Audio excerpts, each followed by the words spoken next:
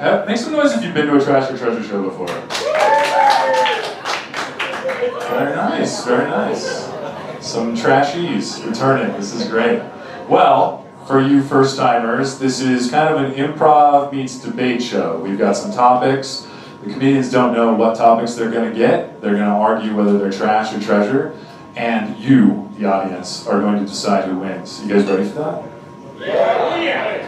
I'm going to need just a little bit more energy. You guys ready for that?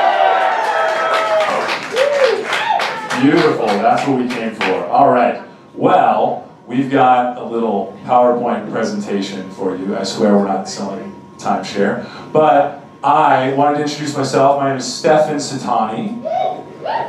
Thank you. And you guys can follow me on Instagram at Scrumptious Dumpling. It is real and is not OnlyFans.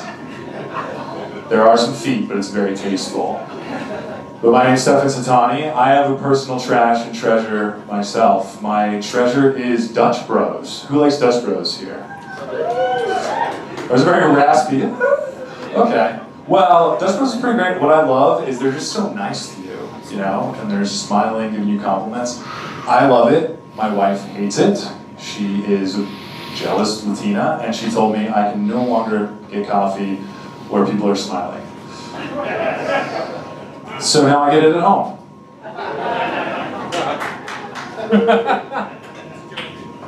Trash though, my espresso machine. I ended up getting the espresso machine so I didn't have to go out and buy coffee. And in terms of saving money, it is a game changer for my friends and family. Yeah. Yeah, we've got some friends here that are going to come back after the show for some coffee. They linger around me like Arabica alley cats, just stopping by, being like, "Hey, oh, you making espresso?" I'm like, "Yeah, you want me to make you one?"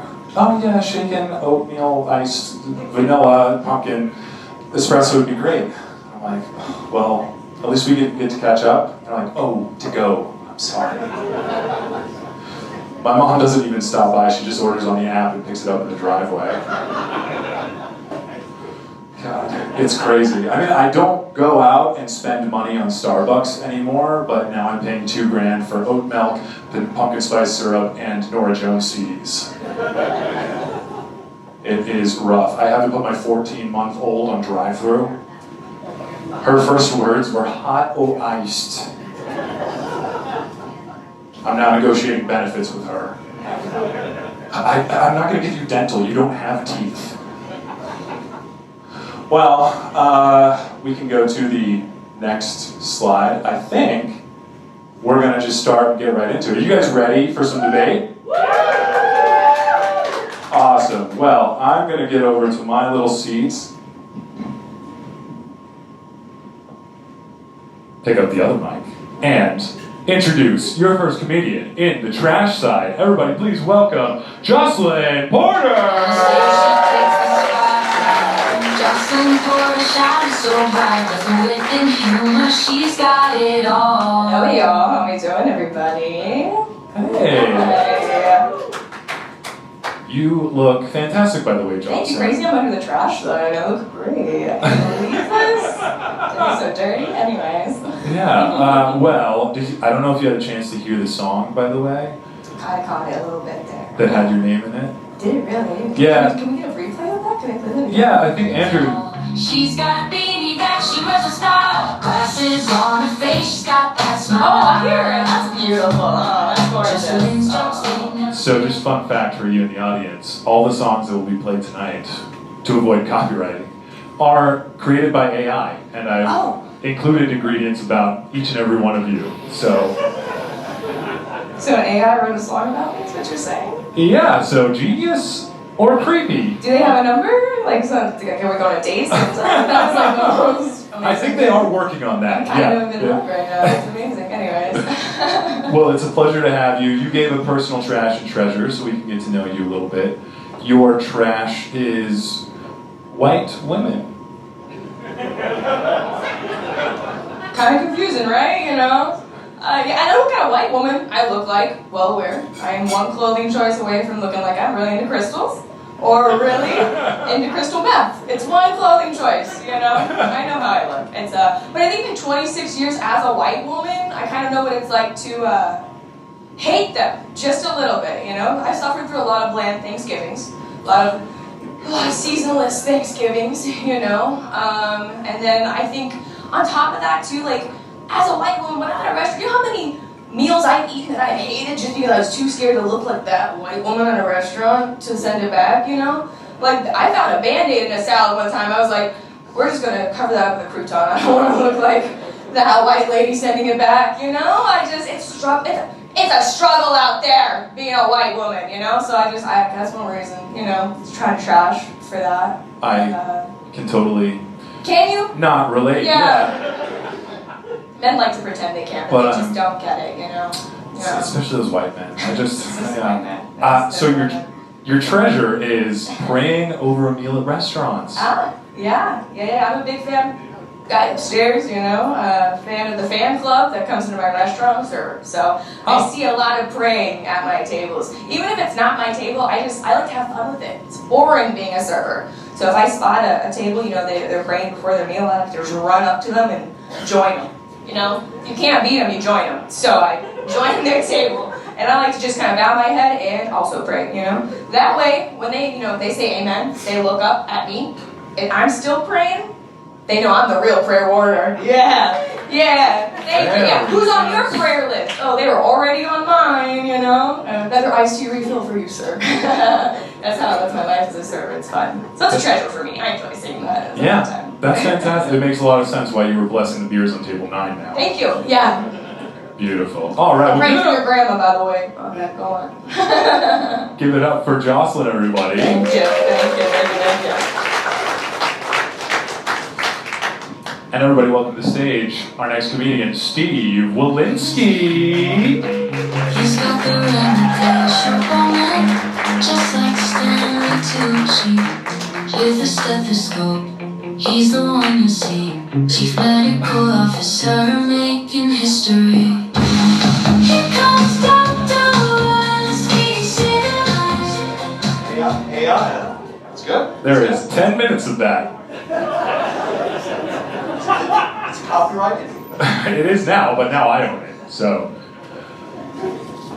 how are you, Steve? Awesome.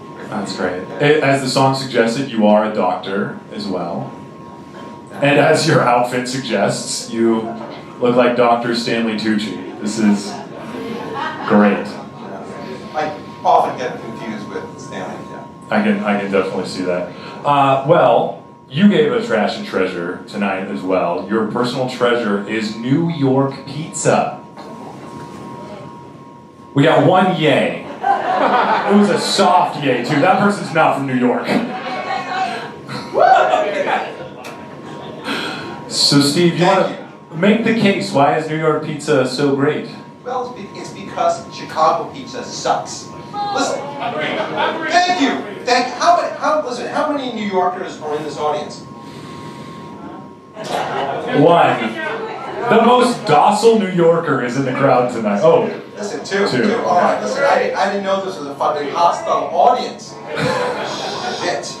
Really? Two fucking people. Okay, all right. Well, listen. You people know this to be true, right? You walk into listen, I've been invited by friends to go to Chicago. I actually have friends still.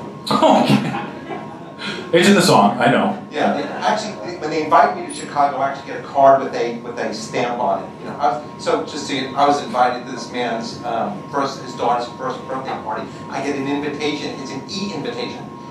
Yeah, you don't know if it was a butt dial or it was a real invitation. In fact, the invitation costs nothing. But when I'm invited to Chicago, I get a real invitation. And so you go to a Chicago pizza place, and what the fuck happens? First of all, you get there, you have to wait about 45 minutes to even get a table.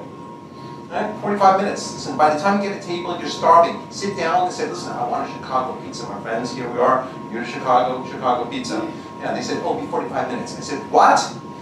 You know this to be true, right? 45 minutes to wait for Chicago pizza? Yeah, lady from New York? Yeah. Casserole. It's a freaking casserole. You know that to be true, right?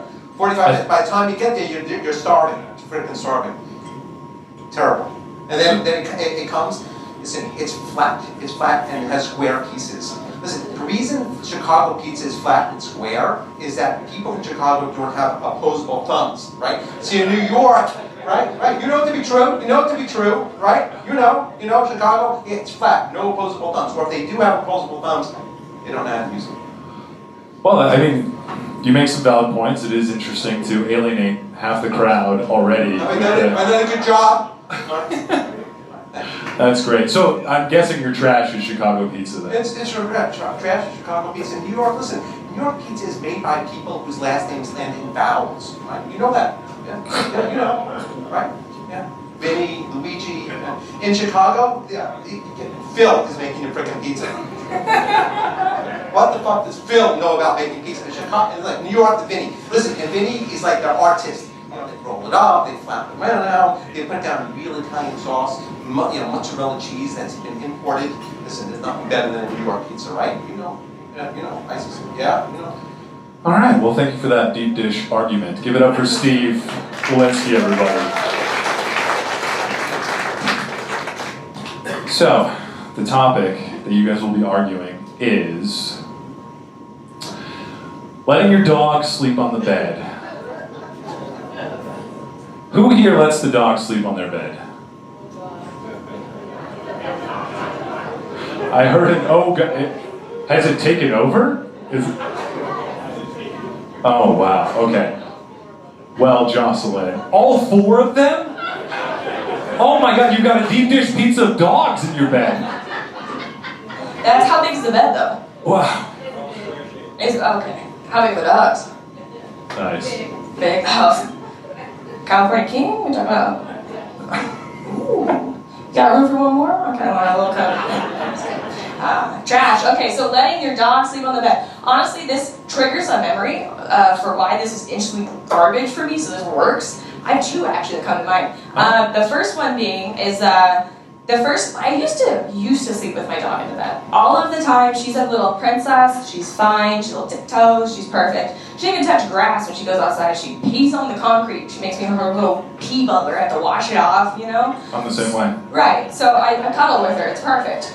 I started dating a guy, you know, and I started staying with him more often. And when he was at work, I'm like, oh, let your dog out, you know? And he's got this big old husky. I let his dog out. I'm like, oh, he's so cute.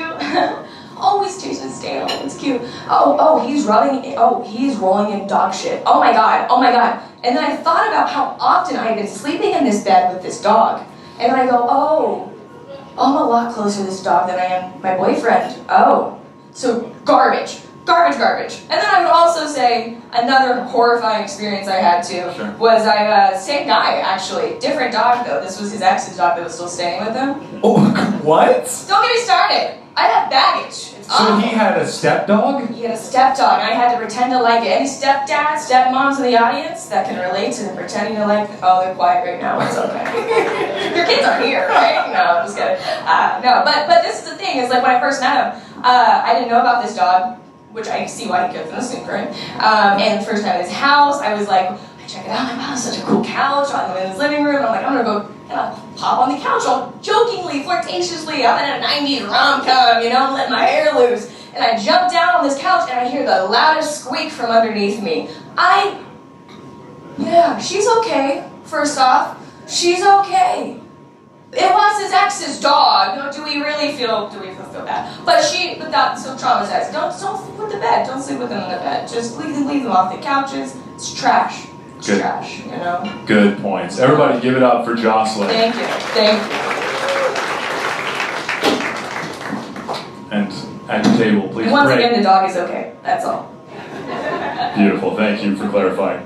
Steve, why? So, I usually do this at random, but your wife told me that she wants to let your dog sleep in the bed with you guys. So I want you to open your mind a little bit and say why it's treasure to let your dog sleep in your bed.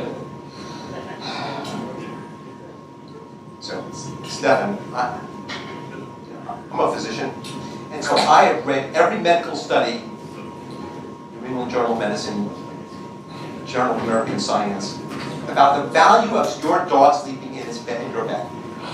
Oh, there's research behind this. There's deep research behind this. Yeah, deep research. So, there's a word called neurohormones, right? So when you sleep with your dog, it actually, your endocrine system actually produces neurohormones, oxytocin, right? It produces loving feelings, togetherness, warmth, sensations. You know where I'm going with this, right? So You're falling in love with your dog? no. So oxytocin is what brings people together. So your relationship with your spouse, it becomes infinitely better when you're sleeping with your dog. Infinitely better. First of all, your skin, your skin. For those of you who are worried about your skin, right, it gets firmer, right? Oxytocin, firmer skin. For those people that are worried about diabetes, eliminates diabetes, right? No diabetes, no more insulin. For those of you concerned about developing heart disease, number one killer of Americans, no heart disease anymore. Sleep with your dog cures heart disease.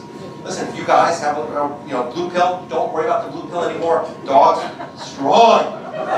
Strong baby. Listen, yeah. The effects of oxytocin on your body are amazing. Sleep with your dogs. Wow, give it up for Steve. That sounded like the angriest TED Talk I've ever heard. Well done. Jocelyn, any closing remarks? Once again, the dog was okay. I started a GoFundMe for the dog. The last thing I could think about trash for a dog. I feel like I've got a lot of dog lovers in the crowd that I'm trying to convince them that they're gonna go home and pet their dogs. I'm trying to convince them why their dog shouldn't sleep in the bed with them. Yeah. I feel like it's a tough argument. I mean, you could make it, but maybe it's not enough for the dog, so they should sleep in a bed of their own. Right, get your dog set up. California King for the dog, Little California King Pooch, that's my final argument. Thank you, guys. Give it up for Jocelyn one more time, everybody.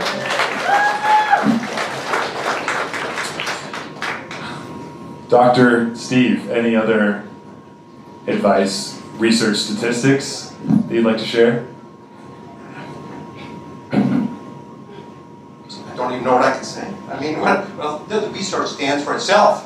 Right? All the shit about California King, you throw it to the garbage. Listen, you sleep with your dog, you'll have a better life, better skin, better sex life. Sleep with your dogs. That's that. What do you say? Can you explain how that works with the dog in the bed? What does the research say, Steve? If you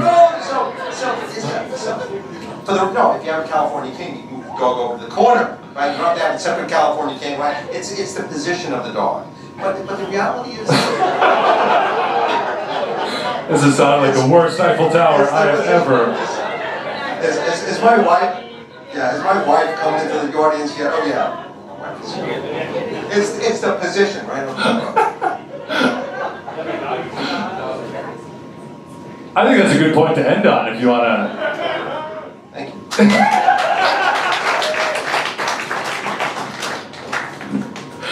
All right, guys, it's time to decide. Make some noise if you think Jocelyn made the better argument.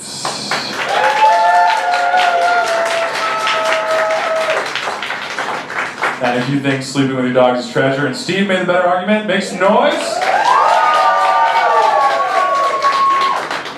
That was very, very close, but it sounds like Steve will be going on to the next round. Jocelyn is not out, but keep it going for both the comedians. You guys are free to go, and we'll bring on the next ones. Great job. All right, we're going to bring on the next comedians in the trash corner. Everybody, please welcome to the stage, Marcy Schaefer.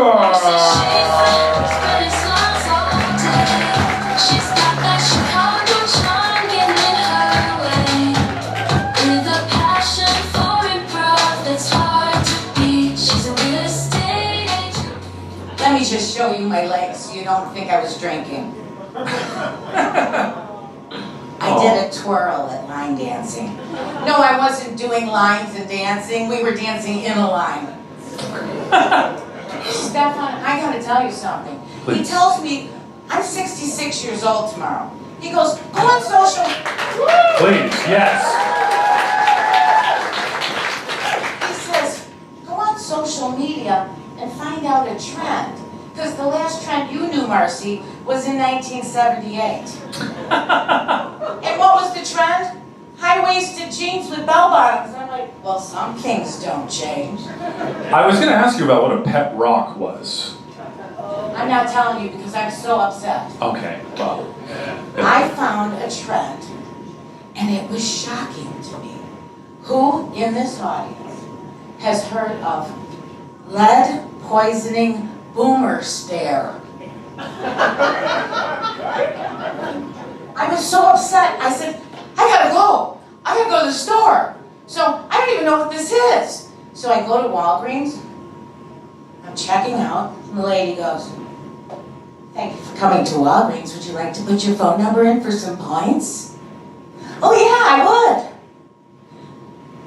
Can I put my credit card in now? She goes, wait, just tap it. And I go, and I realized that I do the boomer stare. But I wanted to check, so I took my mother to the Red Robin for lunch, and the waiter comes up and he goes, would you ladies like to order now? Well, it would be nice if we got the menus first. Well, just wave your phone on that GPS system there, and the menu comes up. And I went,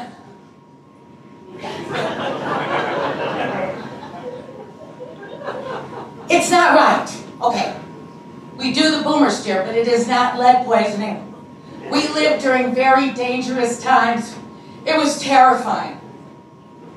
You want to ask a question? You're looking at me like you're curious. No, I'm just captivated. I'm doing a Gen Z stare right now. Sidebar. Do you know the young people, when they're dating, they ask their boyfriend for a girl's name, and if they don't say the girl's name, they break up with them? I mean, her name. But anyway, let's get back to the stare. So anyway, this is what it was like in the 60s. I was 8. They put a big snowsuit on you, and you go outside. I'm Italian from Chicago. Pizza's better, Steve. And I'm standing there with my snowsuit, and my grandpa Giuseppe, vowel at the end of the name, Steve. He's shoveling outside. He sees me. Hi, Grandpa Giuseppe. He goes, it's the biggest snow. You go up to the roof, but you jump, it's a fun. We banged our heads, guys. They loved us, but we constantly got hurt. We got damaged. Honey, wait, young lady. Do not go out yet. Why, Mommy? Why? Do not take your friend's eyes out with that BB gun you got for your birthday. Okay, Mama. Now, if you survived, you got to high school. You got to gym, and that was the real thrill. Does anyone remember the 30-foot ropes? Anybody? And you're trying to crawl up, and if you were one of the cool ones and you got up to the top of the 30-foot rope, your buddy Tommy was below you, and Joey was below him, and when you fell, all three of you fell. Look at the pictures. No mats.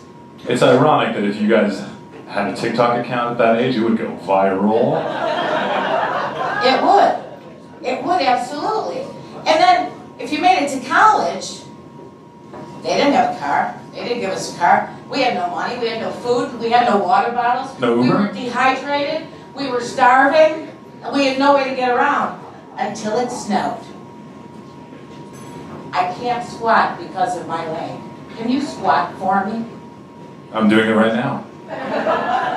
We would wait till the cars came by, squat down, grab the bumper, and ride 15 miles on the back of people's cars.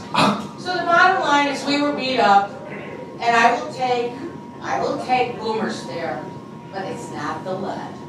So will you guys please like us, because we're nearing death.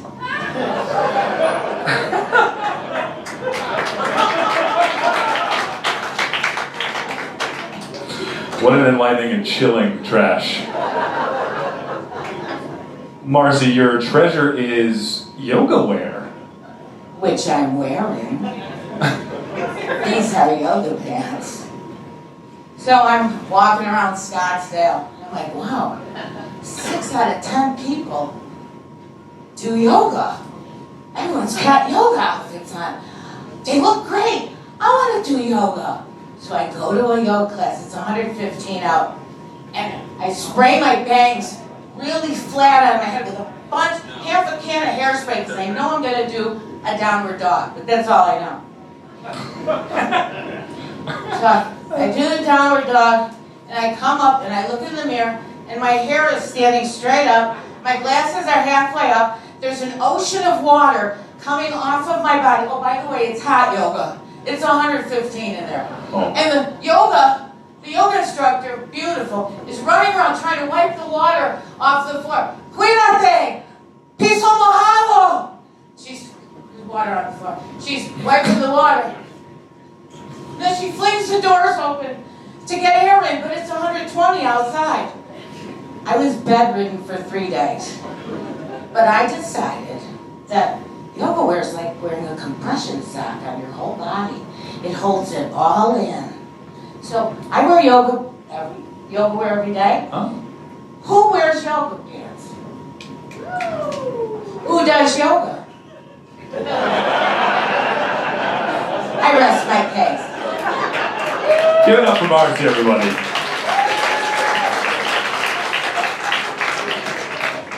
All right, make some noise. Welcome to the stage, Todd Anderson.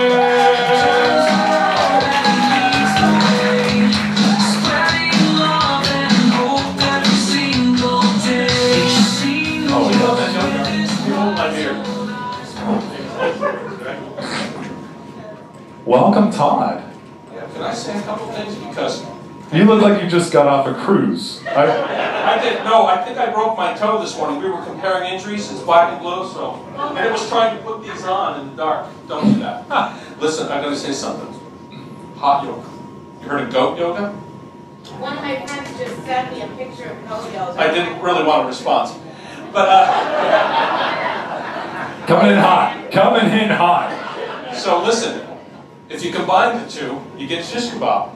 You finish the hot yoga and you get to eat the goat meat. It just starts falling off. I wrote that joke between here and there. That's no lie. My family knows I can do that.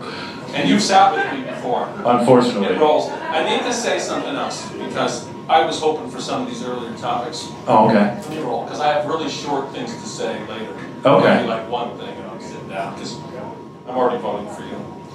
So, I'm a cat lover. So this whole dog on the bed, Yeah. and I like to spoon. I don't like the bee spoon. You know what I'm saying?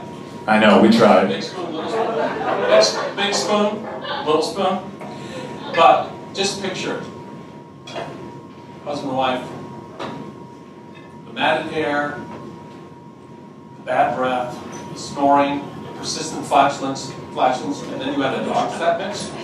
No, it's not happening. You know my wife, now I'm in trouble. This is being recorded. So I gotta tell you one other thing. CBS, is it CBS? No, it was Walgreens. So you're at the Walgreens? I didn't like We can convert you, we have disciples. We can convert you, right? So you're lucky that you were told to tap. I had a cashier say to me, turn towards me and strip down. Not a very sophisticated audience, I see. All right. I was here for the comedy. Okay, go ahead. Go for it. Well, Todd, great to have you here. For trash, you put having man boobs. Oh, they do a trick. I'm going to make a comment. So I was into bodybuilding. My heroes growing up were Arnold Schwarzenegger and Bruce Jenner. And I know... Oh boy. I know that... Buckle up Wednesday night. I know that didn't age well, like Arnold. But I used to look at the Wheaties spots, right? And I go, I want to be Bruce Jenner. One of us still does. Try to keep up, people. These are intellectual jokes. All right. Where are we at right now? Beautiful. Yeah. He's killing me. I'm stripping right now. I'm going to show my white privilege in a second. All right, well, we'll do it quick. Treasure is having second grandbaby. Oh, so my second grandbaby is due a week from my son surprised me. Where is he? You're here, man. When's the baby due? What? When? 1 week? Come on. Give it up. Give it up for his neglectful father. He That's showed up to great. support Grandpa, and you know Oh. what? Yeah. Well, you know, yeah, he's been to the birthday party that I didn't get invited to, but Dr. Walensky was invited. I butt out Steve. I didn't. Yeah, I sent the actual letter out with. Yeah. Okay, I get it. So, you know, babysitting, I love that. But it involves some things. I let my wife, you know, do the feeding, wipe the drool, change the diaper, then she lets me leave the house with her. So you didn't come for jokes. I'm going to change my whole tact. All right, give it up for Todd, everybody. Wait, you're not done yet. You gotta still argue. Oh, what's the topic? How old are you? We're gonna introduce the topic as soon as Andrew slips the slides, and the topic is accents. Oh, yeah. Does anybody here have a non-Phoenician accent? What does that mean? It Yeah, means is that- you talk like me, nasal from Chicago. Yes, yes. I think that people with accents are lucky because they can get away with anything and everything because you're not quite sure that they know the words. That is. Oh, you are so nice and fat, you son of a bitch.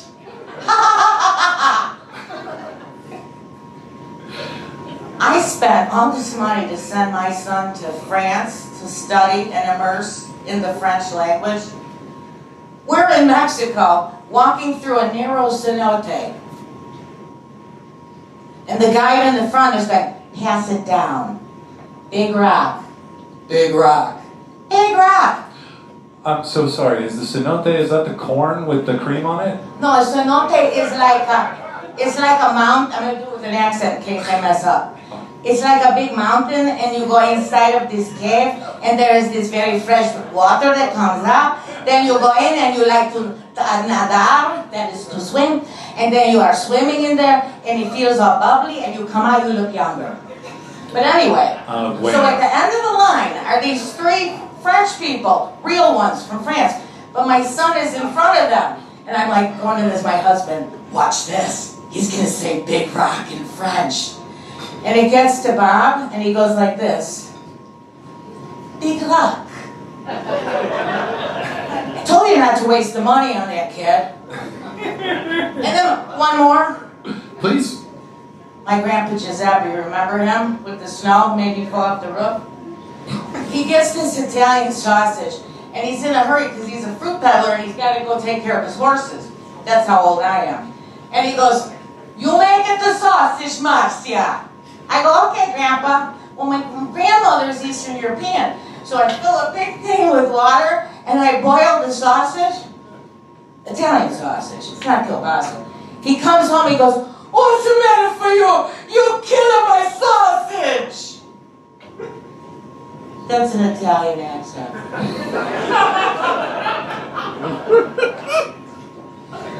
So, I don't cook anymore. Give it up. Go ahead. That's why an accent Eastern. is a treasure, which is tesoro en español. Y yo puedo muy bien en español y mi acento es como una puertorriqueña. You were on the trash side, but it was really compelling. Stephen, you look so handsome tonight, and you smell rotten. And your beard is so beautiful, La Barba. I love your beard. But it is like a scraggly dog. Give it up for Marcy, everybody. Or give it up, Marcy. That was like pushing a big rock up the hill, but it was beautiful to see. Do you realize the entire kitchen staff is in rebellion? They left. There's no more food after her. Oh no. That was rough. Well, Okay, so Todd. let's be clear. I'm not arguing what she just argued, which was so beautiful. oh, it's Accent. fantastic. I'm always turned on by an accent. So, have you ever done it with a grandpa? You bet. It's so sweet. It's like a kid. yeah. First I was imagining dogs in bed with Steve, and now... Excluding me, don't forget that. I will cherish that. So, just do the opposite. Yeah, what she argued, go the opposite. Why is it? No, I'm just going to do my own thing because she did her own thing. Oh, okay. I don't know what side I'm on, and then they can vote. This is why I'm divorced. So you're single? Excuse us for just... No, I was serious. No, I can be a dog. That's my favorite position. Otherwise, I keep looking at this one with the cowboy hat, and the word reverse keeps coming into my... These two are auditioning for the Golden Bachelor, so... That was just for you guys to take off. What's the joke you made at my expense again? I missed it. Oh, it's okay. We can move right past it. All right, so accents. So you don't have to be from a foreign country for an accent to come into play, and the, what do you call it, misunderstandings can happen. So we were in Georgia, and at a McDonald's, and the kids were young, and it was for, I think, this one, and my wife said, can you go up to the counter and order a milk? Okay, go up and order a milk. And they look at me, what? Milk. And I go, oh, milk! I couldn't understand your accent. My accent? You don't have to be in a foreign country, right? You go from the South? What is this? Is this a setup? Am I on like a show where you're going to ambush me? Not yet. So accents. I'm going to keep going. You can interrupt all you want. It's your show. Okay, I mean, us or the police. We'll see. They're friends of mine. I've been police chaplain. Oh, okay. Well, keep going. You got 30 seconds. It depends on context. So if I hear Svetlana saying a Russian accent behind me in my ear, hold still, darling, I'm going to probably feel something hard. But if I hear Svergey come up behind me, your time to interrupt is not now.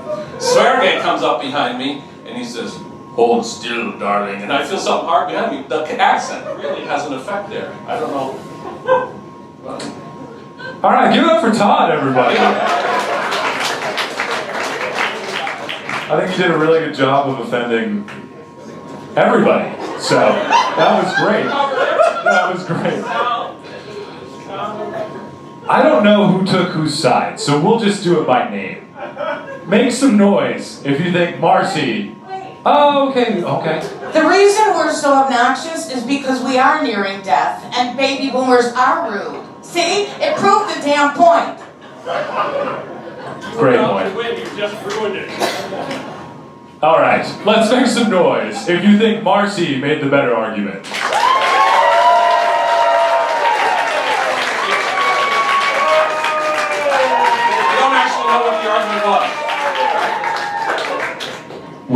We don't. And if you think Todd made a better argument, make some noise. All right, Todd's gonna go back on his cruise ship. Give it up for both the comedians, Marcy and Todd. All right, you guys having a good time so far? Excellent. We're gonna have our third round. Everybody, please welcome to the stage Danielle Wadley. Born in Brazil, but raised in the States, adopted by two who helped to find faith. Now she's making waves in the comedy scene. Hey, how are you, Danielle? Pretty fantastic for a Wednesday. You know, kind of qualify it. Midweek, okay. Oh, okay. Midweek, good. It's not a Friday, good. Yeah, weekend low-key It's sus. good. It's good for Wednesday. Oh, very nice, very nice. You look great. You look like Daria from that TV show in the 90s. That's the exact opposite of what I was going for, but thank you.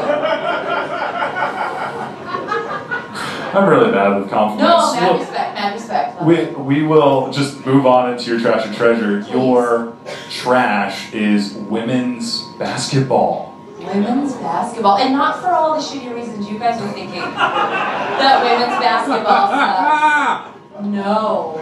I got into women's basketball this year. As probably so did everyone else. I mean, Fun Four, Caitlin Clark. Woo! All of that. That was so good. No, but the reason that women's basketball is trash is unrealistic body image standards. I will never be 6 foot tall, guys. I am a mom to some very short daughters. And they were like, Mom, do you think I'll be that tall someday? One of the girls has been in the 2% for height since she was born. And I had to go like this. I said, no. No, baby, you're never going to be 6 foot tall. And she was like, why not, Mommy? And I said, well, baby, you're Guatemalan. You are not a tall people. You are a proud people, but you are not a tall people. So that is why women's basketball is trash. Unrealistic body standards. I don't need to see all those tall people. There's tall people representation. Giants? You guys have heard about giants? Oh, they're out there. For real? I mean, no, like in fairy tales, but we've heard about them. That's but a good point. We just don't need to see any more tall people in the media. As a tall person, I will try not to take offense. Please don't. Please don't. So for your treasure, you put old people who still smoke. Yes, I love old people who still smoke. There is something about just doing something when you know it might fucking kill you. I should have paired you with Marcy. This would have been. Marcy might have smoked. But I feel like as a millennial, Nobody got the Daria joke, so I don't think we're. I don't think I'm amongst Yeah, one guy. I was like, you need glasses. Yeah, you're right. So one guy got the joke and critiqued it. I got it. Okay. Yeah, the black face. But I think as millennials, we are the last generation that are going to have grandmas and papas who smoked. And there is something very, you have to kind of respect that they're still smoking. Everyone says, no, don't smoke, you're going to die. And they're like, fuck you. You have to respect it. And, it's this consistency, it's the smell, it's the chutzpah, it's the cojones to have that. And to still smoke the empirical evidence says if you do it, you will get cancer. The anecdotal evidence says it's cool. That's baller. That's baller. When you smoke out the little neck hole here, the real ones, no.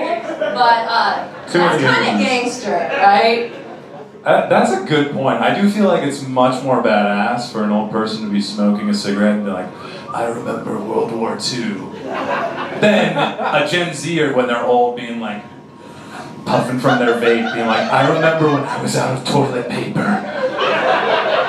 Right? It's just not the And same. there's just something about a Virginia Slim in the greatest generation's hand that just, I can't help it, I love it. Beautiful. Give it up for Danielle, everybody. Great. And welcome to the stage, our next comedian, Dietrich Shelton!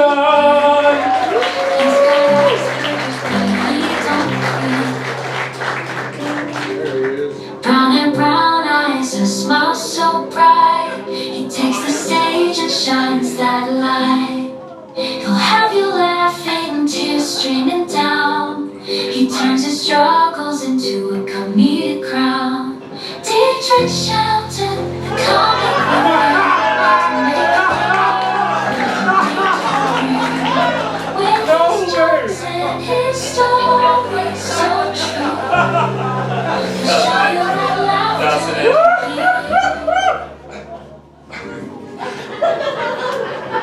Dietrich, first off, that was probably the whitest song that you got played up to ever.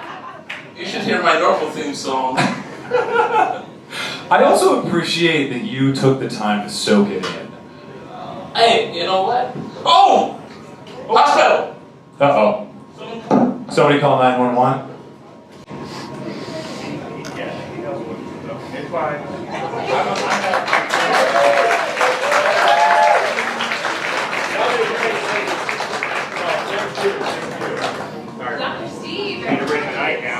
Yeah, Dr. Steve.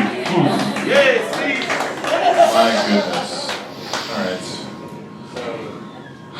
Where were we? I think the show's over. I think we have to. Yeah, I know. I think we need a short intermission. Do you want to call it? Oh no, we can go. I'm pretty. Oh, okay. I just wanted to Dramatize. I just wanted to make myself seem better than what I am. No, I was like, damn. Okay. Wow. y'all saw how I sprung into action just moments ago, right? Get my music.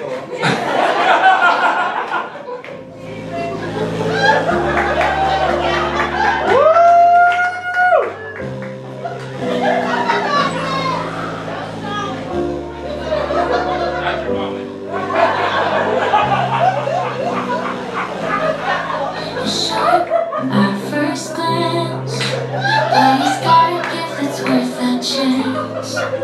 Dietrich Shelton with a quick wit. He's got Asperger's, but he won't quit. Brown and brown. That was beautiful. I also apologize. I think the first line was you had Asperger's in the song. Yes. So I'm sorry if that killed the moment, but it's so good to have you on here. You gave a personal trash and a treasure. I did. Your trash is the red pill. Yes. Are you people aware of the red pill? Is it the one that makes your... No, that's the blue pill. Ah, okay. Okay, we're on the... Are you aware of a gentleman named Andrew Tate? Oh, okay. Okay, so the red pill, basically, they think they understand women's nature. And so as a result, they say all this misogynistic shit. And the problem is that my kind, and when I say my kind, I'm speaking of people on the spectrum, not black people, immediately believe this to be true, and so they get dragged into this cult. And so it's and they sell these like courses. Hey, you can pick up women. Just buy my course. It's $1,200, and they get suckered into it. Whoa. And they ruined one of my favorite movies, The Matrix, with the red pill. So that's why red pill to me is trash. Oh man, well I'm on board with that. Yeah, clap it up. I also wanted to see how you got it down to $1,200. I paid $15. So. Well, thing is, my autism, I did verbal gymnastics to confuse them. And as a result, I was able to get $300 off. Very nice. Very nice. Well, your treasure is Reddit cheating stories. Yes. Reddit cheating stories. When you listen to them on YouTube, they eventually direct you to the red pill. And that is how I discovered the red pill, is through Reddit cheating stories. Oh, full circle. Is there a Reddit cheating story that really stood out to you, or did you just dive right into the red pill? Oh, okay. So there was this story where this guy gets cheated on by his wife, and she ends up getting pregnant. Now, You read my story, okay. Go. Yes, the spicy Latina doesn't allow smiling, and so she gets pregnant, and the thing is, the husband says, okay, we can work it out, but you have to, get a procedure. I don't think I can say the word because of what happened yesterday. But so she agrees, but then at the last minute changes her mind, and so the guy divorces her. And as a result of divorcing her, she ends up marrying the guy she cheated with. So we fast forward like 5 years later. Sorry, let's do the sound effects. Yeah. and when they already had 2 kids, and so he would pick up his 2 kids for the weekend, and then so the guy and the girl sit, the man and the woman sit the ex-husband down and have a talk with him that their son Max was feeling left out and that he needed to start taking him with him. And like, oh, this is next level. Let's go. And so he's like, he agrees, and then like they do it 3 times, and then they're like, you know what, I can't do this.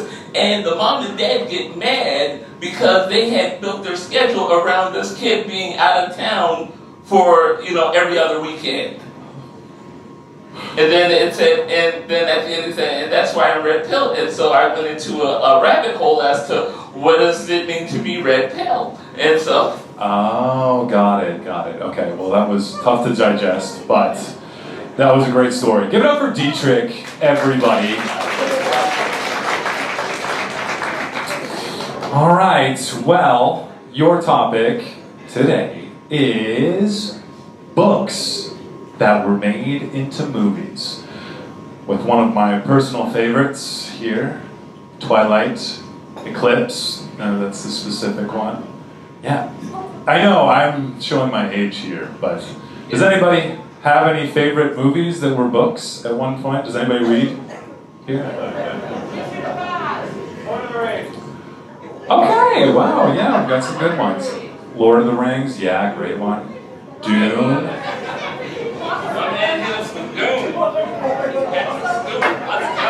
All right.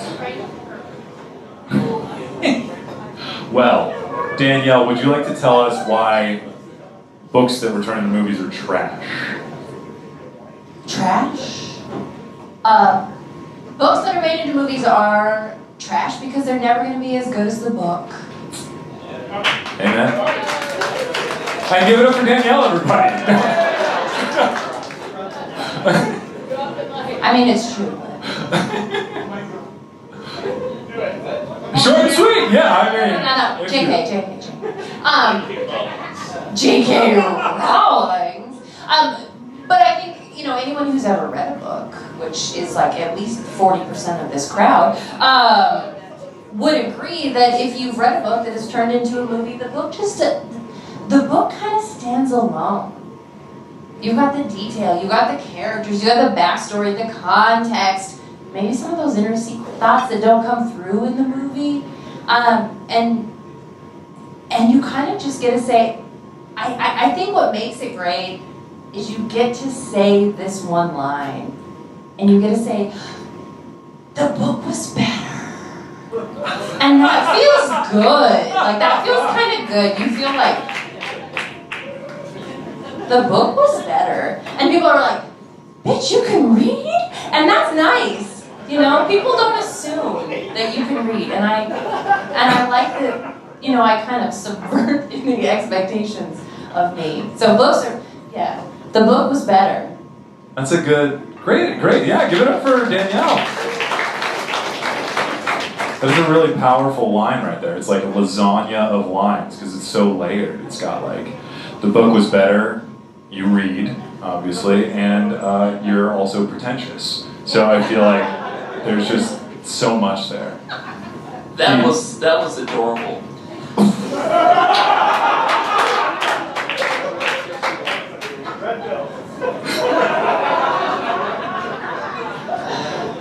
Submitted for the approval of the Midnight Society. I would like to make reference to The Wizard of Oz. I watched The Wizard of Oz when I was a child. Loved that movie. It bombed in theaters because of the Great Depression, but I absolutely loved the movie. Now, what I say to people when they say the book was better, I say, you did it in the wrong order. You watched the movie first, and then you read the book. Because The Wizard of Oz, the Tin Man is known as the Tin Woodsman. And how he became the Tin Woodsman, he was just a regular man. And then he fell in love with a Munchkin girl. And so her grandmother made a deal with the Wicked Witch of the West to make them break up. So she placed a spell on the Tin Woodman, and he accidentally chopped off his leg. And then he replaced the leg with a piece of tin, with a tin leg. And he kept losing limbs because of this curse, which could not be done in a movie.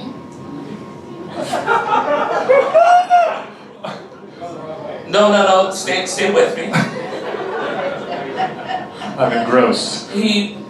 Until, he was just a Tin Man, but the Tin Man, the person who created him, forgot to replace his heart. And that is what happened. That is why he doesn't have a heart.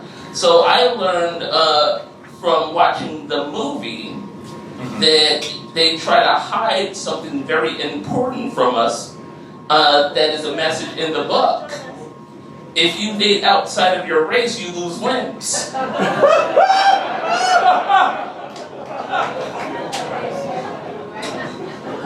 Jesus Christ. And I also I accidentally watched Twilight.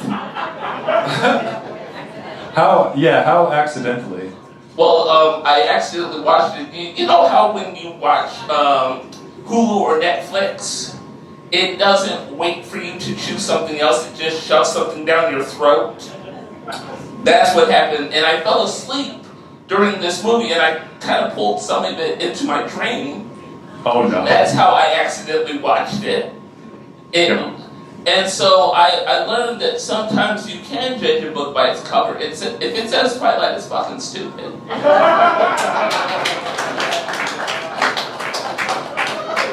I rest my case. Give it up for Dietrich, everybody. All right, Danielle, any closing arguments? Yes, anything. Oh. Did anyone not read The Wizard of Oz? I didn't know there was a book, if I'm being honest. Yeah. See, nobody knows the book. Everybody knows the movie.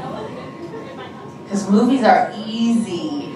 They come at you. A book you have to engage and read. And that's kind of hard. And you can't smoke pot. And you can't scroll Instagram. And you can't do this while you're watching, reading a book. A movie, you can do a lot of stuff in the background. So, I don't know. Maybe y'all just like books. I don't know. Choose Dietrich then, but... You heard her, choose Dietrich. As the leader of ALS, the Anti-Literacy Society, I must say that basically if a book is good enough, or important enough, they'll eventually make a movie or a television show about it. And in the end, let's tell the truth. Reading the printed word is the enemy to human intellect. Once upon a time, Homeric poets, the poets that wrote the Iliad and the Odyssey, they would memorize tens of thousands of lines by rote. The printed language did to our memories what cell phones did to our memories for our telephone numbers. Ladies and gentlemen, let's get back to the human intellect. Watch movies. Forget books. All right, give it up for Dietrich, everybody. All right, it's time to decide if you guys think that books that get made into movies is trash. Give it up for Danielle!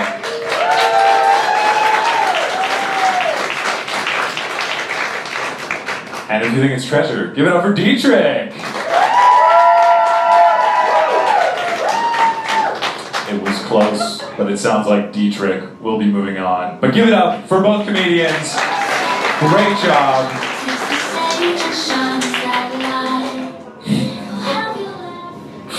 How is everybody doing? You guys doing good?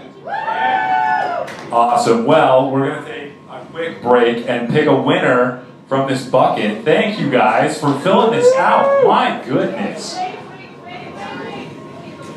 Did I hear a wait? Okay, I'm gonna wait. Yeah, you should. Okay, we're getting some contentious. I'm going to put all of these that didn't make it into the bucket. There you go. No, you don't have to vote, that's okay. All right, I'm gonna choose one. Was that yours? You deserve that. No.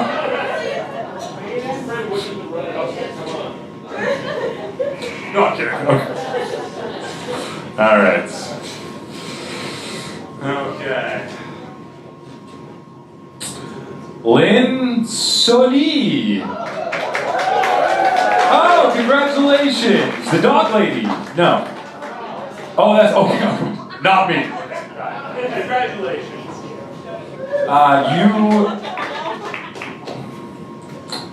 You love good food.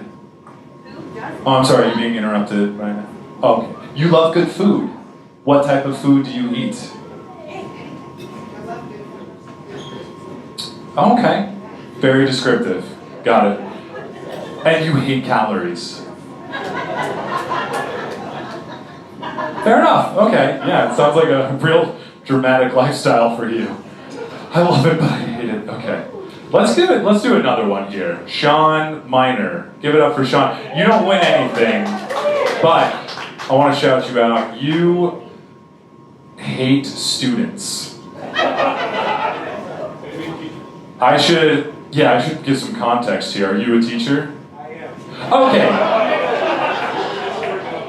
That would be so weird if you were a janitor. Okay. And you love teaching. Yes, I do. Who do you love teaching if you hate students? You know, I love teaching them, I just hate them. Any teachers here know exactly what he meant. Yeah. It's a love-hate thing. Okay.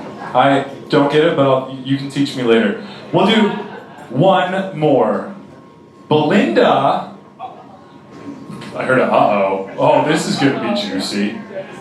All right. Love $25 gift cards. Oh. I'm so sad. Okay, just kidding, but not. Smiley face. You wrote a lot on here. Free stuff. Where are you, Belinda? Is this you? No. What free stuff have you gotten that you've really treasured? Nothing. Okay, you were just really hoping to win the $25 gift. Ah, okay. What was that?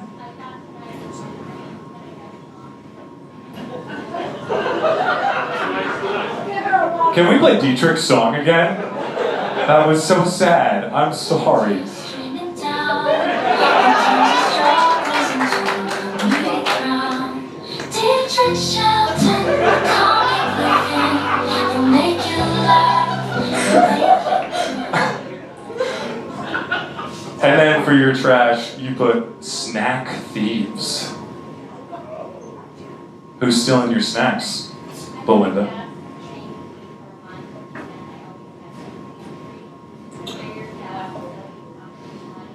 I hate that. Oh my gosh. Just yesterday I had a guest. I'm like, Mom! Enough espresso. We gotta... That's great. Well, give it up for all of you guys. These are great trashes and treasures. We're going into the semifinals. Are you guys ready? All right. We're going to welcome back two of the... Before we do that, we need 4 people for the semifinals. We have 3 winners. We're going to bring back the losers, everybody. Losers, come on down. That was a bad way of saying it. Everybody who lost, come on down. They went. Make some more noise for that. And Tom is so much of a loser, he's not even here. Oh, there he is. I thought you left, Tom. There he is.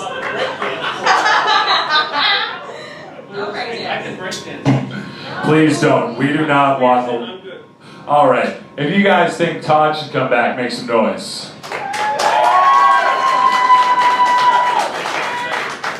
If you think Jocelyn should come back, make some noise. And if you think Danielle should come back, make some noise.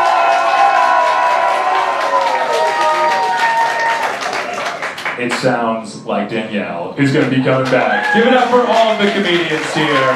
Danielle, if you want to, you're very welcome. If you want to stay on stage, we'll have you. And you said you liked old people that smoke. Let's bring up Marcy, everybody. In the heart of the city, she shows you around from downtown lost to jungle homes on the outskirts. You'll be spellbound. Keep going for Marcy. It takes a while with the legs. Yeah. I don't smoke, There's still time to start. but I have something. If at her age, she has parents, let's give it 20, plus another 20, which means her smoking grandpa is living at 90. So smoke on. Beautiful. All right, well, this is going to be a little different. Welcome back, both of you guys. This, instead of treasure, treasure is going to be this or that. So there's two things. We're just going to argue which is better than the other. So, that being said, what you guys will be arguing is living on a farm versus living in the city. Oh. Was that the air conditioner going on, or just a nice sound effect? Okay, a nice perk for living in the city. Anybody live on a farm or have a farm?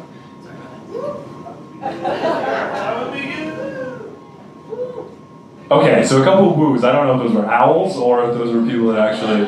That's amazing. My mom and dad are here. I forgot about that. They drove.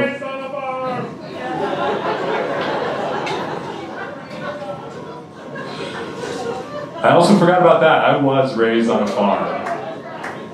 I tried to block that out.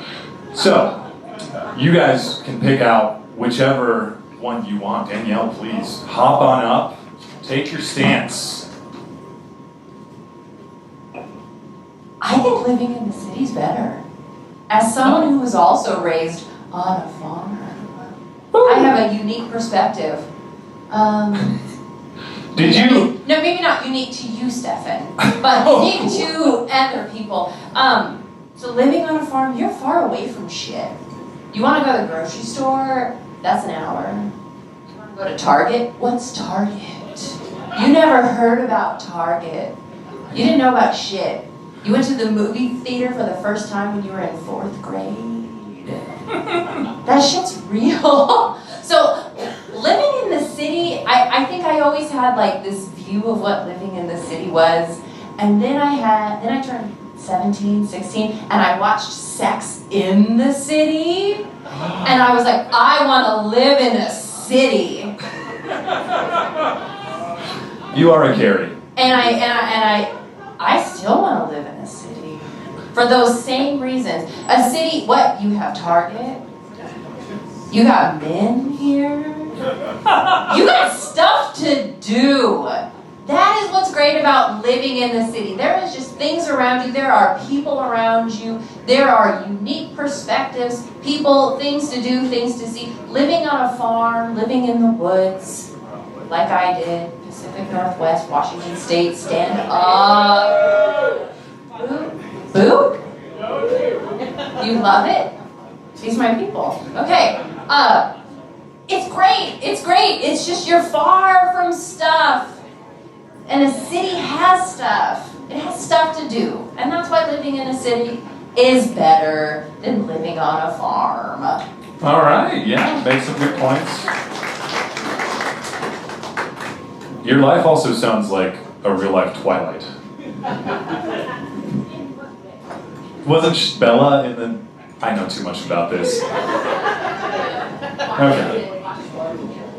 My sparkles are showing, yes. Oops. Marcy, why is living on a farm better? Well, actually, I have to make this really quick because Dr. Steve has been treating my leg and it's already feeling better. Let's hear it for Dr. Steve. He's just so good. When you get to be as old as me, you've lived in a lot of places, so I lived in the city of Chicago at the lake, and I lived at a farm out near Rockford at the southwest border of Wisconsin. Yeah, I hate their accent. So, anyway, it's really the same. It's just things are different sizes or you have to adjust a little. So, if you're living in the city of Chicago, you have to park your car in the lake so it doesn't get carjacked. And if you're living on the farm, the snow doesn't know where to stop. So you got the driveway that's the length of a football field, but you have to like slam your car into a snowbank with your man pants on, your Carhartts, and you have to hike across the permafrost to the door. There's rats in Chicago. There's mice in the country. Yeah? No, I just, You got nothing for me? I thought how I have so much. Well, and here's my last thing, because like I said, I gotta get going back to Steve. But same thing. What is he doing to you back there?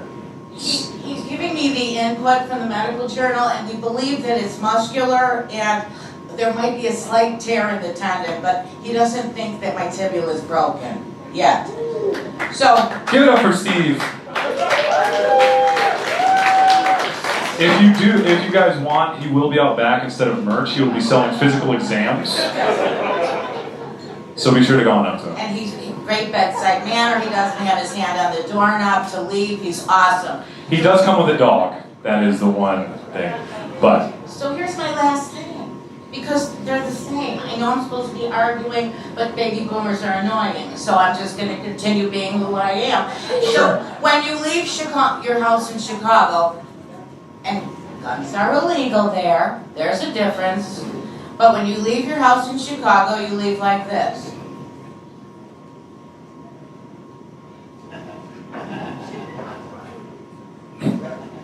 When you leave your house at the farm, well, see, there's wildlife in Chicago, but there's also wildlife at the farm. So when you leave the farm, you also leave like this. You already have your gun out.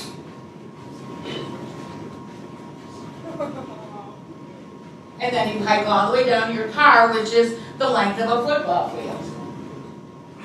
So the question was, is it better to live in a farm or in the city? Well, try both and do mountains, do the ocean, do everything, live your life. Because life is short and you'll wind up looking like me soon. So get out there. give it up for Marcy, everybody. Woo! Yeah, I don't think we took a stance, but that was still very enlightening. I loved it. I told you, baby boomers are annoying.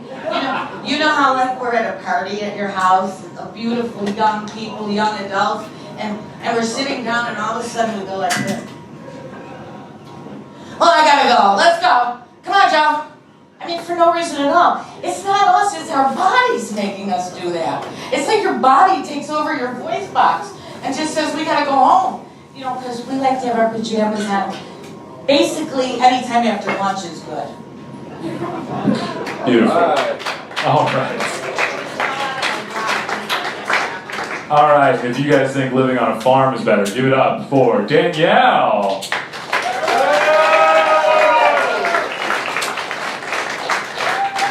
And if you think you'd like to try both, give it up for Marcy, everybody.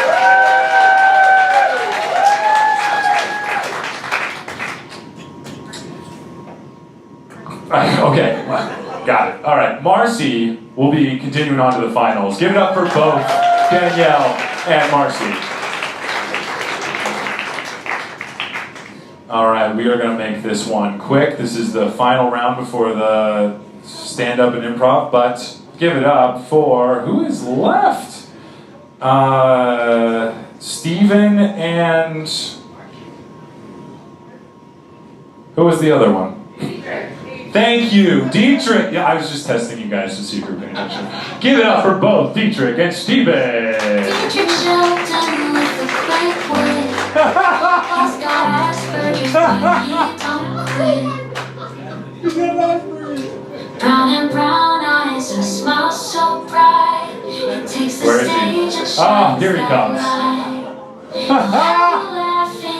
Like a red pill messiah. He turns his struggles into a comedic crown. Electric shelter, calm within. He'll make you laugh, he'll make you grin. With his jokes and his stories so true, he'll show you that laughter can heal you. Beautiful. Well, welcome, gentlemen. What you guys will be arguing is guy proposing to girl versus girl proposing to guy. I know that might sound a little red pill, but for the sake of argument, yeah, you can choose whichever one you want, Steve. You can go first. You can wait for Dietrich, or just, yeah, go at it. Take a little contrarian view here. Oh. Yeah. I also read all the medical literature in the world related to proposal. And me too. So, and having gone through the act of proposing, I will tell you, we need to change things, right? The idea that a man has to propose to women has got to be over, right? Finish it, right? You know it. That's right. We can change the world about this. You know how much stress that men go through every time they have to go shopping for rings? Oh my gosh, right? Right, guys, you know it. You know it. You know. Yeah. Why do women go some of that stress, right? The amount of time they deal with, the carrot inside, clarity. Oh my God, forget it. Listen. If they want a ring, let them buy it themselves. Let them put their hands in their wallet to get the ring that they want. Why don't I put my hand in my wallet? Right? Now, your wife is here, right? She just left. I think she left. With the dog. I think I'm sleeping with the dog tonight. No, the dog is going to be sleeping in the bed, and you're going to be sleeping outside. Well, those are the great compelling points. Give it up for Steven. You can keep going. Yeah, make some noise for Steven. One last fact. Please, yeah, please. Think about it. Men, when you propose, you have to get down. Why don't the women get down on your knees sometime, right? Listen, why don't you break? I think the women usually get down on 2 knees a lot more than the guy gets down on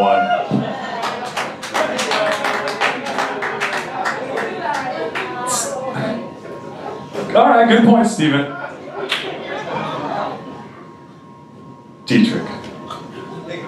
Doctor,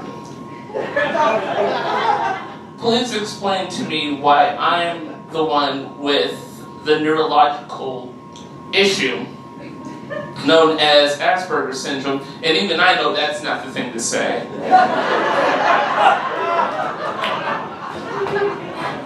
You went to medical school. You understand neurons. I pieced together my information from the back of sugar packets. I learned from Quincy, Dr. Quinn Medicine Woman. You actually learn. I am taught. I was going to give you a high five, but okay. I learned from the red pill.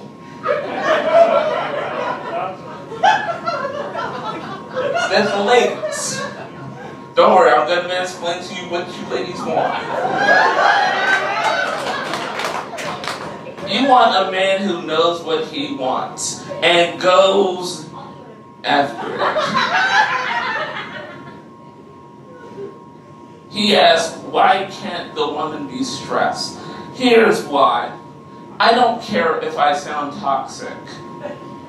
I want my woman to be stress-free. They look better when they're stress-free. They treat you better when they're stress-free. And speaking on getting on a knee,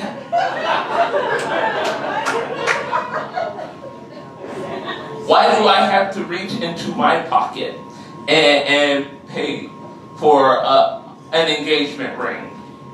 Here's why. Because I make 75 cents more an hour.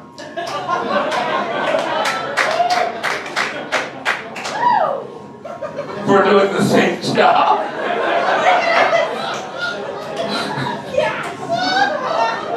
Now is not the time, this. A man is talking.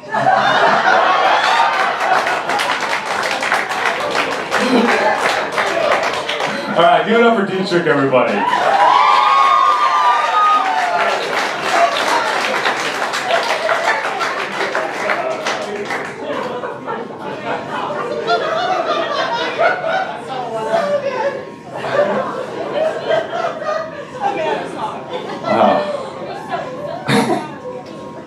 Give it up for Steve if you think that a girl should propose to a guy.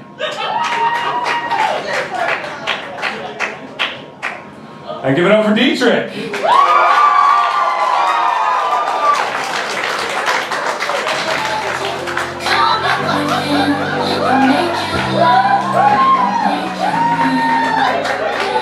We will be selling CDs.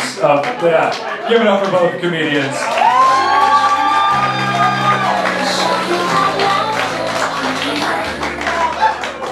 Guys, we are going to end the night with, we have Marcy and Dietrich. They're going to do, because of time, 5 minutes each of stand-up or improv, whatever they choose. But you guys are going to vote on the winner, and they are going to bring home the trophy. I didn't realize it was this small when I ordered it on Amazon. It is 5 inches, but my wife assured me that is average. So one lucky winner will be taking home 5 inches. We're gonna...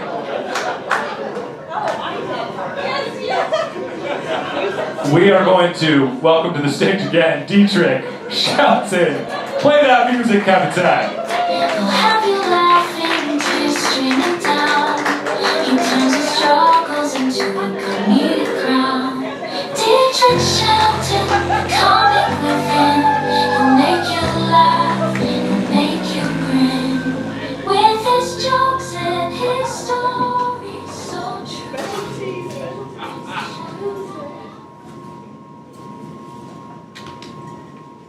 So I was having a conversation with a midget, who at that time let me know they're not called midgets anymore, they're called little people. To which I responded, not according to Pornhub.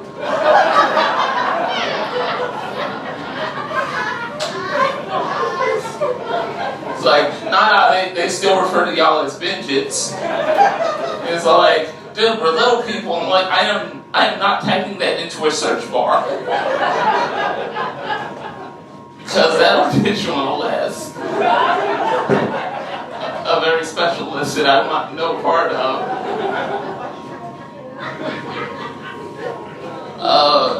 As the song said, I am on the spectrum. I possess the Asperger's. It doesn't possess me. I have a hard time reading body language and social cues. I also have a tendency to either overreact to situations or I underreact to situations. I will give you an example of both things happening in the same situation. So I'm standing in line, and this lady decides to try to cut me in line, and I'm like, look, sweetie, you're gonna have to wait your turn. She's like, don't call me sweetie. And I'm like, look, bitch, you're gonna have to wait your turn. I mean, was that better? And as a result of my inability to effectively communicate, I have a hard time picking up on the ladies. It's not bad luck, it's not bad timing, it's me.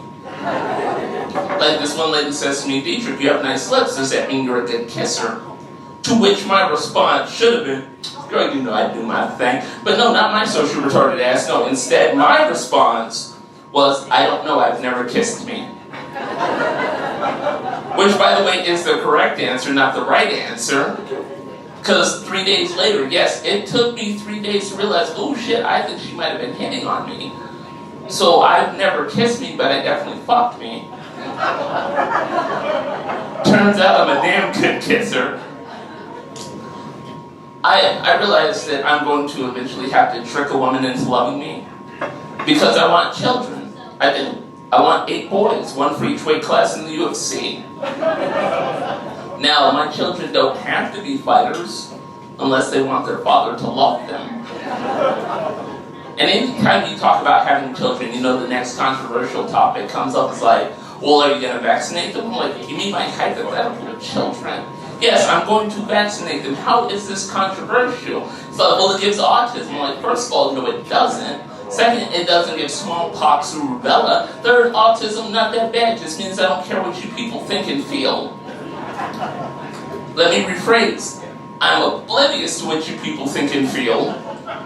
And then once you tell me, that's when I don't care. If you give me the choice between Asperger's or autism or anything I can catch on the Oregon Trail, I choose Asperger's.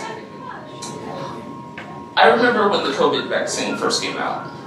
When it came out, people asked me, hey, are you going to get the vaccine? And I was like, you first.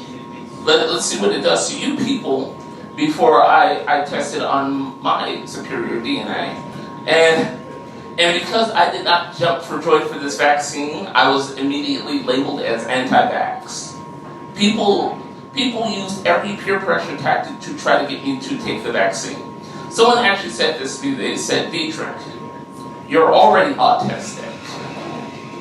It's not like you can become more autistic. To which I'm like, yes, you can. It's a spectrum. Here's how spectrums work. By the way, explaining the spectrum, one of the most spectrum things one can do. Besides, peer pressure doesn't work on me. Peer pressure will never work on me. You are looking at a graduate of the DARE program. If I can say no to drugs and alcohol, I can easily say no to your serum. I do believe that there are certain jobs that people like me should not be allowed to do. And by people like me, I mean people on the spectrum, not black people. I do not believe that I should be allowed to do customer service. And guess what I did for 20 years of my life? So,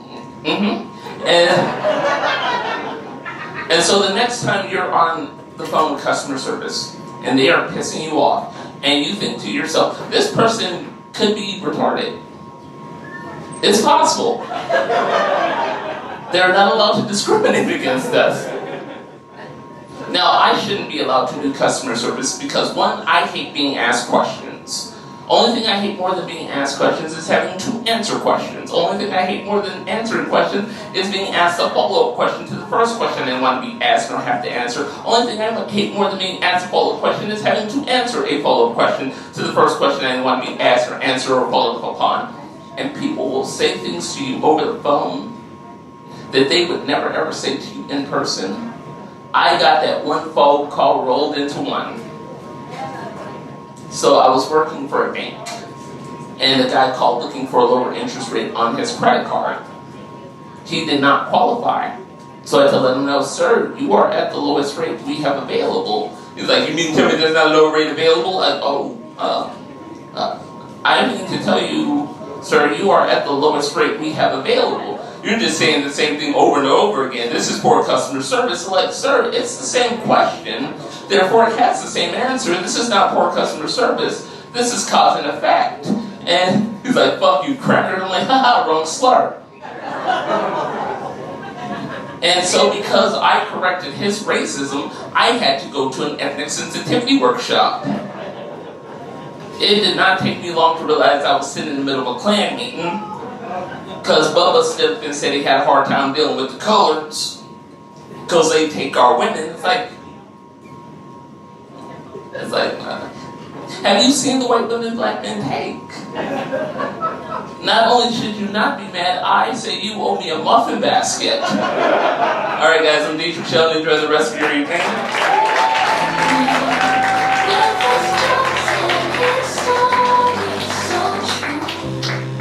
Keep it going for Dietrich, everybody.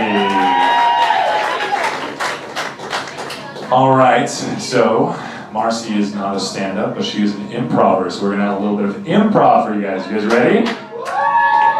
Give it up. Oh, she's already here. Give it up for Marcy. Marcy Schaefer, spreading smiles all day. She's got that Chicago charm. Well, I came up here to tell you guys that I've never done stand-up in my life, but I have a friend in the audience, and she's one of those friends that just loves you so much And every time we meet somebody new, she goes, "My friend Marcy does stand-up." And I go, "No, I don't.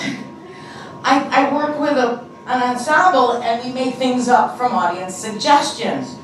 And she's done it like 4 or 5 times because we're boomers and she forgets. So I invited her tonight and she goes, "Are you going to do an improv show?" And I go, "No, I'm doing stand-up." So it turns out that I don't do stand-up. I'm actually a realtor, which is why I have time to be here tonight. So I'm going to ask beautiful Danielle, who, by the way, is also an improviser, and you can see her all over town at the Bridge and all these great, playing in all kinds of teams. I'm too old. I'm in bed. I don't do it anymore. It's been 10 years. And Steve, Dr. Steve, who is also studying improv at another improv place in town. So these guys should be all rubbed up. I'm going to ask you guys to play a game. It's called ABC, and each sentence has to start with the letter in that order. So there'll only be 26 lines in this scene. So it'll start something like this. "Albert, don't worry. It's going to be okay." Beatrice, the house was just hit by lightning. Cancun's better this time of year. "Don't you know how to stay on topic, Marjorie?" Every time the house gets hit by lightning, I was thinking about traveling to Cancun. Fuck you. Guys, we need to be nice in this world. He started it.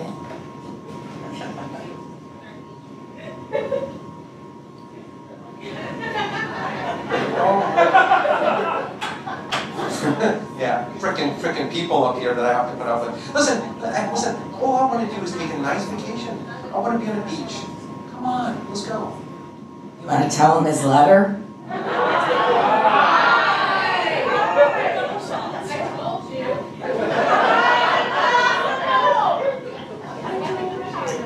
Let's let Dr. Steve stay. He's been working hard today.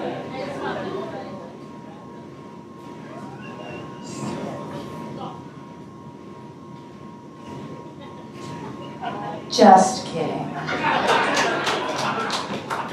Keep it coming. All right, well, listen, I'm about to go take a trip without you if that's the way you're going to be. LARP. Mom!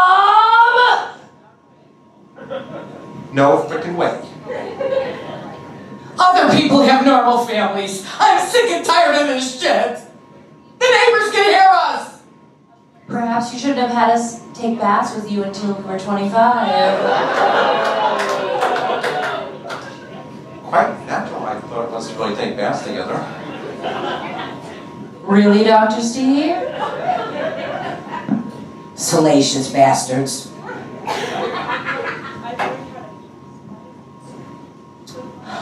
Trying to imagine myself in a nice warm bath.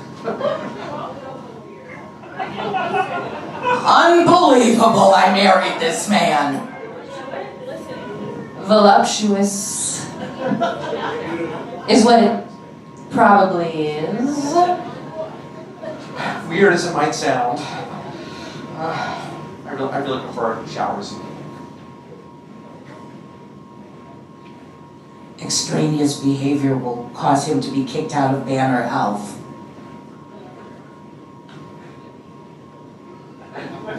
Creative license, I'll be dead soon.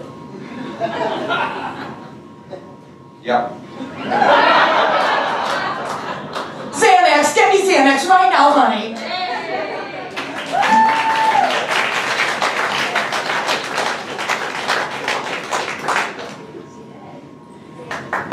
You want to do one more? A different one? Are you guys in? Or you want to go home? We're going to have to cut it short. Oh, Hey!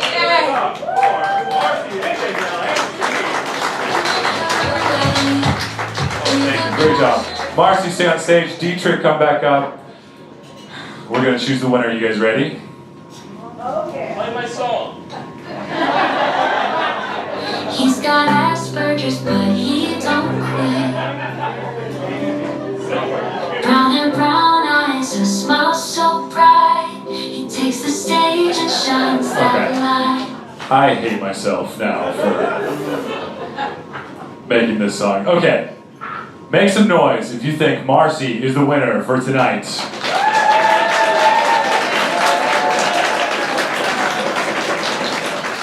And if you think this plump, ripe banana belongs to Dietrich, make some noise for Dietrich. It sounds like Dietrich will be bringing home the top banana. Great job. Make some noise for both the winners. Well, the winner. And make some noise for yourselves. You guys were amazing. Thank you so much for coming out, making this special. Thank you to Andrew, sound guy. Thank you for all the staff. We really appreciate you guys coming out on a Wednesday night.